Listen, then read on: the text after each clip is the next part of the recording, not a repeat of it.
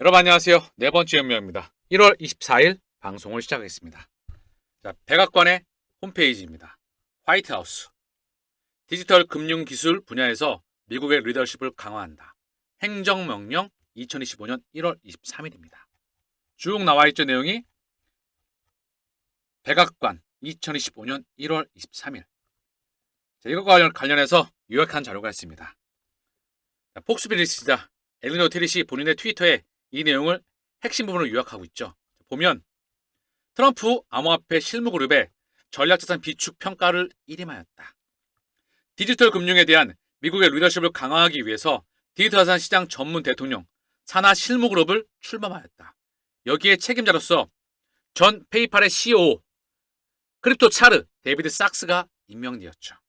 실무그룹의 수장에 트럼프 행정부의 AI 및 암호화폐 부분 책임자 데이비드 sak스를 임명하였다. 재무장관, SEC 위원장, 기타 관련 부서 및 기관 수장들도 참여한다.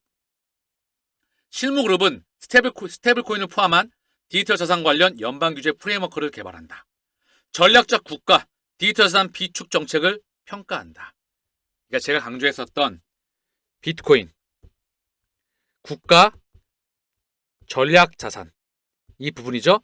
비트코인을 국가의 준비자산으로서 준비를 한다. 비트코인을 시작으로 해서 이더리움과 XRP, 섹터별 대장코인으로 확장해 나간다. 그 전에 알트코인 ETF가 예정돼 있다. 각 정부의 부서와 기관은 디지털 자산 시장에 영향을 미치는 규제 및 기관의 조치 중 철회 또는 수정이 필요한 사항에 대해 파악해서 실무그룹에 권고한다. 또 하나 중요한 소식이 나왔습니다. 미국 SEC에서 SAB 1, 2를 폐지했습니다. 전통 트레이드바이 거대 금융권의 코인 시장 진출업이 열렸다. 자, 대한민국으로 치게 되면 그동안에는요. KB, 신한, 우리나라는 아직까지 법과 제도가 도입이 안 돼서 도입이 됩니다. 100%. 시차를 두고 여기에서 코인을 예금으로 받고 이자를 내주는 그런 세상이 온다는 거. 이게 커스터디입니다. 근데 미국에서 미국 전통 금융권 대표적으로 JP모건, 웰스파고, 시티, 뱅크 오브 아메리카 얘네가 달러의 주인장들입니다. 얘네가 비트코인을 받아주고 보관을 해주고 고객의 돈을 보관해주고 이자를 줘야 되는데 그동안에 이걸 고객의 비트코인을 받게 되면 이거를 재무제 부채로 표현했었어. 근데 이거를 부채로 표기할 수 있도록 하는 규제였다는 거죠. 이거를 폐지한다는 겁니다. 그로 인해서 고객의 돈을 받아도 이제 우리는 대차 대조표에 부채로 기록되지 않을 거야. 그래서 전통 금융권들이 이제 너도 나도 커스터디 고객의 돈을 받을 수 있다는 거죠. 본격적으로 이쪽으로 전통 트레이드파이가 에너지가 이동한다. 그럼 뭐죠? 거대 금융권에 에너지가 이쪽으로 들어온다는 거죠. 감이 오시나요? 시가총액이 폭발적으로 증가하는 겁니다. 정리를 하면 제가 강조했었던 그 누구도 전 세계에 설명할 수 있는 사람이 없습니다. 존재하지가 않아. 만약에 나 위에 이런 얘기가 나온다면 걔는 내 걸 보고 한 것밖에 없습니다. 내가 낼 수만 있다면 특허를 내고 싶고요. 블록체인망에다가 기록을 하고 싶어. 이건 나밖에 할 수가 없기 때문에. 통화 시스템, 유가금리 환율, 매크로 경제, 주식, 여기에 산업에 대한 부분, 반도체, 조선, 철강, 석유화학, 자동차 부품, 디스플레이, 가전, 유무선 통신기기, 그리고 건강하게 오래 사는 제약 바이오, 2차 전지, 이 AI와 블록체인. 이거를 총괄적으로, 입체적으로 설명할 사람은 전 세계에 존재하지 않습니다. 오직 네 번째 혁명만이 존재한다는 거. 이 이야기가 밖에서 나가게 된다면 내 걸 보고 한 것밖에 안 됩니다. 걔는 실력이 그거밖에 안 되니까. 주식, 채권, 부동산, 원자재, 환 이게 가치가 있는 모든 것들이죠. 이게 종이였었습니다. 종이 증서였었죠. 부동산 증서, 채권 증서, 주식도 증권이죠. 예탁결제원. 그쵸? 이걸 DLT, 블록체인을 기반으로 해서 토크나 가상자산으로 이동한다. 토크나 혁명이죠. 이거를 전통 트레이드파이에서 보관을 해준다. 이게 열리는 겁니다. 시장이. 감이 오시겠죠? 얼마만큼 이 에너지가 커지는지 거대 파동이 확장해 나가고 있는 겁니다. 시장이 본격적으로 개화가 되고 있다. 여기에 리플의 스테이블코인 RLUSD 대규모 거래로 증가하였다. 고래 유입 신호이다. RLUSD 스테이블코인의 대규모 거래가 증가 추세를 나타내고 있다. 이는 고래들이 RLUSD 시장에 유입되고 있다는 것을 의미한다. 이더리움 네트워크상에서 RLUSD의 온체인 트랜지션을 보게 되면 $1,000 미만의 소규모 거래들은 줄어들고 있으며 10만 달러 이상의 대규모 거래 건수가 늘고 있다. 특히 1월 7일과 1월 15일 전후로 대규모 RLUSD 거래가 상당히 증가했다. 이는 기간 투자자나 고액 자산과 같은 대형 플레이어 참여가 증가했음을 시사한다. 이미 출시하고 얼마 안 있어서 RLUSD가 4위에 포진했었어요. 이게 왔다 갔다 거리다가 이 거래량이 폭발적으로 증가하는 신호가 잡히고 있다. 기관이 참여하고 있다. 이는 곧 XRP, RLUSD 페어. XRP의 막대한 요소를 공급할 수 있는 그런 힘이 포착이 되는 겁니다. 한 번 더 규제된 RLUSD 스테이블코인. 명확한 스테이블코인이죠. 이게 돈입니다. 돈. 이게 전 세계 거래소에 뻗쳐나가죠. 즉 규제, 명확성 이게 다가온다는 거죠. 리플과 SEC 소송 또한 마감이 다가온다. 좀 전에 확인해 보셨죠? SEC에서 전통 금융권이 코인 시장으로 커스터디할 수 있도록 보관할 수 있도록 그 길을 열어주고 있죠. SEC 행정부 아래 있죠? 이 기존과는 180도 바뀐다는 겁니다. 기조 그 전에 흐름 에너지에 대한 전환 이게 트럼프 2기부터 바뀐다. 119대 의회부터 180도 바뀌게 된다. 이 시장이 본격적으로 뚫린다. 리플과의 소송 종료가 다가옴을 직감하시길 바랍니다. 지금 가격대에서 찔끔찔끔 팔아제끼고 하지 말고 갈 길이 한참 많이 남아있다는 것을 명심 또 명심하시길 바랍니다. 한 번 더. 자, 보면은요. 자, 오늘 시장 흐름을 좀 먼저 설명하고 갈까요? 자, 제가 시장 흐름보다 내재 가치를 조금 더 설명드릴게요. 일전에 말씀드렸잖아요. FP&A, 금융시장의 인프라, 파이낸셜 마켓 인프라 스트럭처. 이거를 설계하고 파이낸셜 금융, 파이낸셜 마켓 인프라 스트럭처. 전 세계 금융시장 인프라를 설계하고 시뮬레이션하고 테스팅하는 곳이다. 여기에 페이먼트 캐나다의 실시간 결제망, 미국 재무부 CME 그룹, 세계 최대의 파스 상품 거래소, 상품 선물 거래소, 미국 국방성, 푸넬리티, 얘는 은행의 자체 유틸리티 토큰을 발행하는 곳, 거기 리플이 있었죠. 그쵸? 이것과 관련해서 다시 한번 제가 팩트를 알려드리죠. 여기에 함께 참여하고 있는 업체들이에요. 여기 보시면 명실상부하게 리플은 FNA로 유동성 요구사항을 정의합니다. 리플은 회원사 간의 전통적인 노스트로, 보스트로 관계에 의존하는 RTGS, 외환, 소매 송금 및 네트워크입니다. 새로운 서비스를 출시하면서 시장 회원들이 1일차 유동성 요구사항에 대비했습니다. 리플 회원의 거래 데이터를 사용해서 리플 및 리플 허브별로 필요한 유동성을 식별하고 유동성 절약 메커니즘의 영향을 평가합니다. 리플은 FNA를 사용하여서 시간이 지남에 따라 네트워크를 통해서 상호작용하는 은행의 유동성 요구를 시뮬레이션했습니다.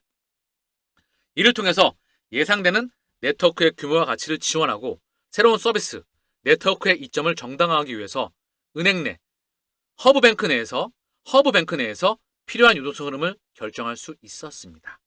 보이시죠? ILP, 인터레초 프로토콜. 보이시죠? 국제결제 통화도 보이고요. 달러, 엔화, 유로, 그쵸? 쭉 내려와서 이게 이 돈들이 ILP, 리플로 연결되고 있었다. FNA 대체 불가능한 곳입니다. FNA에서 다시 한번 확장해 볼게요. 영국 중앙은행, 싱가포르 중앙은행, 홍콩 중앙은행, 인도네시아 중앙은행, 국제결제은행, 콜롬비아 중앙은행, 미국 재무부, 미국 국방부, 월드뱅크, 인터컨트럴 체인지. 얘는 현물시장의 대장입니다. 여기 자회사가 뉴욕 증권거래소, 더불어서 벡트의 주인이다. 벡트의 투자자는 다시 한번 스타벅스, 마이크로소프트, 보스턴 컨설팅 그룹, 그리고 인터컨트럴 액체인지가 있었다. 한 번 더 기자께 데보리언트, 푸넬리티, CME 그룹, 페이먼트 캐나다, 세계 최대 외환 그룹의 시에니스, 스위프트, UK 파이낸스, HSBC가 있다. 이게 FNA와 직접적으로 연결된 곳입니다. 여기 다시 한번 리플이 좀 전에 들어가 있다는 걸 눈으로 확인하셨죠. 그쵸? 이미 결정이 끝나 있어요. 정리를 하면 이들이 전 세계 파이낸셜 인프라스트럭처, 금융시장의 인프라를 깔아나가는 곳이죠. 다 들어가 있잖아요. 대체 불가능한 곳이잖아요. 이들이 리플과 함께 하고 있다. 명실상부하게 100% 말입니다. 자, 그런데 지금 FNA 홈페이지에 가보니까요. 자, 가볼까요? 리플 살짝 가리고 UK 파이낸스가 보이죠? 영국은행협회 이미 들어가 있어요. 그리고 보시면 미국 재무부 싹 빠져있죠. 그러나 보셨죠? 여기 미국 재무부가 이미 들어가 있다. 미국 국방부와 함께. 이들과 함께 리플이 전세계 인프라를 깔아나가고 있습니다. 자, 한 번 더. 일전에 한번 말씀드렸었죠. 스테이블코인의 RLUSD 자문위원입니다. 리플의 크리스 라슨. 그리고 전 FDIC 미국 연방예금공사 의장입니다. 이분이 와 있고요. 한 번 더. 이분 여기는 인도중앙은행 정촌 총재입니다. IMF 국제통화기금 이사이자. 이분 두 분이 계시는데 데이비드 푸스와 함께 한 번 더 확인할게요. 이분들의 이력을 말입니다. 자, 보면 데이비드 푸스이죠. 리플의 스테이블코인 자문위원 이미 들어와 있고요. 그 전에 딜로이트 세계 4대 회계법인 서클 USDC R3 기업용 블록체인 3대장이죠. R3 또한 달러와 유로화의 주인장이 만들었다. CLS 세계 최대 외환그룹 스테이트리트 바로 세계 3대 4대 자산운용사입니다. 제가 그렇게 하나 강조했었던 블랙락, 뱅가드, 스테이트리트, 피델리티 이들이 JP모건, 뱅커버메리카, 웰스파고 시티 달러의 주인장이다. 자, 한 번 더 JP모건 CME 그룹이죠. 자, 그러면 오늘 상당히 많이 겹치죠? 이 사진 좀 전에 보셨던 여기에 나와 있는 업체 전부 다 이력이 겹치죠? 그쵸? 자, 이분 또 하나 한번 볼게요. 자, 한 번 더 볼게요. 이분도요.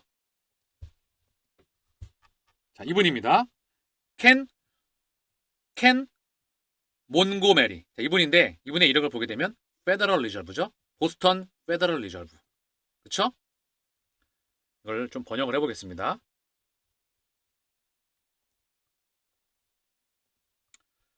페드나우 서비스 프로그램 임원이다. 한 번 더. 페더럴 리저브 시스템 전무부사장 겸 연방준비제도 최고 기술 책임자였다. 연방준비제도 미연준 부국장경 CTO이다. 최고 기술 책임자. 자, 이런 사람이 바로 리플의 스테이블코인 위원회 자문위원회에 들어와 있다. 이쯤 되면 이게 감이 끄덕여지실 겁니다. 리플 이사회입니다. 보면 블랙락 미국 재무부 모건 스탠리 백악관 미국 재무부 미연준 JP모건 미 연방예금공공사 BNI 멜론 SBI 크리스 라슨디의 HSBC와 IMF 미국 국방성 정확하게 겹치죠. FNA를 보면서 확인했잖아요. 여기와 연결된 관계도 다시 한번 눈으로 찍습니다. 사진 찍으세요. FNA와 연결된 곳입니다. 피델리티 리플 미국 국방성 미국 재무부 CME 그룹 페이먼츠 캐나다.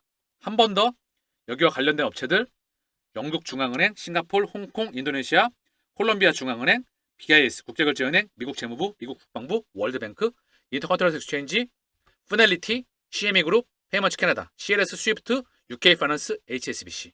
감이 오시죠? 이들이 사실상 미래를 만들어 나가고 있다. 이게 리플과 XRP에 투자하는 진정한 이유여야 됩니다. XRP 100만 원은 결코 허언과 허구가 아니다. 백데이터에 기반한다. 이번 상승장에서 그 파급이 결코 작지 않을 것이다. 어떤 분이 그러시더라고요. 제가 말하는 건 다 팩트입니다. 제가 어저께 유튜브에 설명을 좀 드렸더니 자료 확인 안 시켜주고 제가 고두상으로 말하는 줄 알더라고요. 이미 저를 보시던 분들은 알고 있어요. 제 기억력이 어느 정도인지 전 다 외웁니다. 그냥 믿어도 돼. 자료를 다 확인시킬 수 있으니까.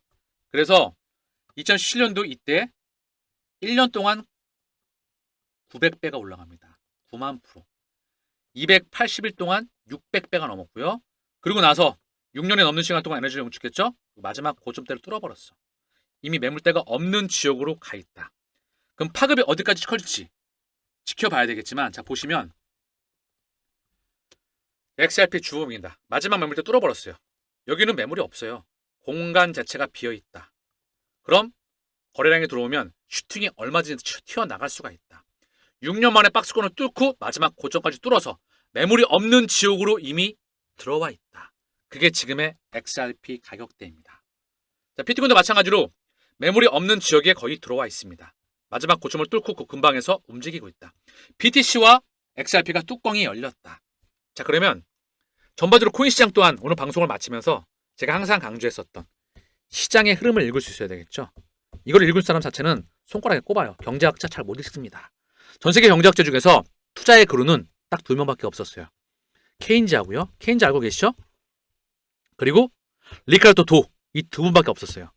나머지 경제학자들은 투자로 성공했던 사람들이 거의 없습니다. 왜? 투자로 성공하기 위해선 산업을 알아야 돼요. 그동안 주식의 역사였잖아요. 반도체 산업을 전문가처럼 이해할 수 있어야 되고요. 기업의 오너처럼 이해할 수 있어야 돼요. 2차 전지, 바이오, 그리고 전반적으로 뭐 조선, 철강, 석유화학 이런 산업에 대한 역학 구도를 정확히 이해해야 된다는 거. 그러나 존재하지가 않죠. 그렇죠? 그래서 투자자는요. 기본적으로 R&D 이게 업이어야 됩니다. 저는 하루에 10시간이 기본이라고 말씀드렸죠. 이게 축적돼서 15년이 넘어가게 되면 전반적으로 세상을 다 통찰할 수 있게 됩니다. 이게 바로 네 번째 혁명이라는 거. 그래서 기현이라고 말씀드린 겁니다. 제가 마이크를 켜고 있잖아요. 저를 만나는 건 기현이다. 대한민국 모두 국민이 알게 된다면 금융 강국으로 부상하겠죠. 제 실력은 이미 검증이 됐습니다. 시장을 읽을 수 있는 능력 말입니다. 오랫동안 검증해 왔거든. 제가 계속 강조했지만 달러의 흐름이에요. 달러가 어떻게 죠? 지금 보이시죠? 달러가 약으로 가고 있네요. 그렇죠? 달러는 앞으로 점진적으로 약으로 간다. 이걸 예측할 수 있어야 된다. 미국 국채금리 한번 봐볼까요? 미국 국채금리입니다. 한 달 동안 쭉 거의 좀 내려왔죠? 살짝 올라왔지만 취임하고 쭉 내려왔어요. 그렇죠? 달러도 취임하고 쭉 내려왔다. 왜 그럴까요? 자, 다시 한번 말씀드리지만 트럼프 2017년도부터 2021년까지 트럼프 1기였습니다. 아메리카 퍼스트를 외쳤지만 달러 강호를 외쳤지만 달러는 약이었다. 자, 더불어서 달러가 강세 국면이 있었죠. 이때는 전반적인 페드의 금리 인상기, 이때는 경제 성장률이 나와줬었다. 증시가 코인과 함께 랠리를 보였다. 또한 달러가 강세인 적이 있었죠. 이때는 러우 전쟁. 다시 한번 이때는 달러가 강입니다. 페드의 자이언트 스텝으로 1년 만에 5.25, 5.50까지 금리가 상승했었죠. 허나 미국 경제 펀더멘털이 받쳐주지 않으면서 시장과 코인은, 주식과 코인은 빠그러집니다. 그럼 뭐죠? 지금 현재 달러와 미국 국채금리가 급등을 하면 시장은 무너집니다. 그래서 달러와 국채금리는 점진적으로 하락을 나온다. 이걸 누가 만든다? 페드가 만든다는 겁니다. 페드 뒤에 있는 그림자 금융 정부가, 전 세계 그림자 정부가 만들어낸다. 얘네가 달러와 유로화의 주인이다. 100달러 발행하는데 10센트밖에 발행하지 않죠. 10센트, 영업이익률이 99.9%이다. 얘네의 주인이 리플의 주인과 궤를 같이 한다. 금리, 돈값은요. 경제 성장률 플러스 물가 상승률입니다. 그렇죠? 이걸 또한 알고 있어야 돼. 경제 성장률은 가계 소비, 기업 투자에는 건설, 설비 투자, 여기에 이런 것들이 포함되죠. 여기에 정부 지출입니다.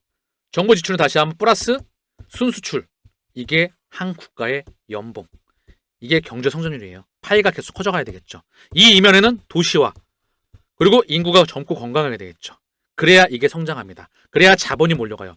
허나 지금은 물가 상승률, 물가가 치고 올라갔죠. 뭘로? 러우 전쟁으로 잠갔다. 여기 이상기후와 함께 물가가 튀었죠. 그래서 금리를 끌어올린 겁니다. 그래서 달러와 국채금리가 급등을 하면 시장이 부러지는 거예요. 그럼 누가 컨트롤하고 있죠? 이 시장을 금융시장의 지배자가 컨트롤한다. 트럼프는 선택을 받았다. 고로 국채금리와 달러는 스물스물 점진적으로 내려오게 된다. 이 와중에 코인과 주시장은 파동을 그리면서 상승으로 전환되는 겁니다. 이때 박스권 때, 에너지 응축기 때, 리플이 상승하고 한 달 동안 절었을 때 온갖 미디어가 동반된다. 불확실성으로 포장한다. 떨어질 거 아니야? 이거를 상승을 확신해야 된다. 뭐에 의해서? 백데이터. 압도적인 R&D에 기반한 백데이터에 의해서. 느껴지시죠? 자, 시장의 흐름과 매크로 경제, 두 번째 내재 가치. 이걸 동시에 지금처럼 집중적으로 설명할 사람은 존재하지가 않는다는 거. 없습니다. 흉내도 못 내, 지금 매크로 경제는요.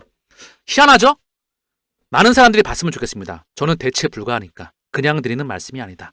허언과 허구가 아니라는 거.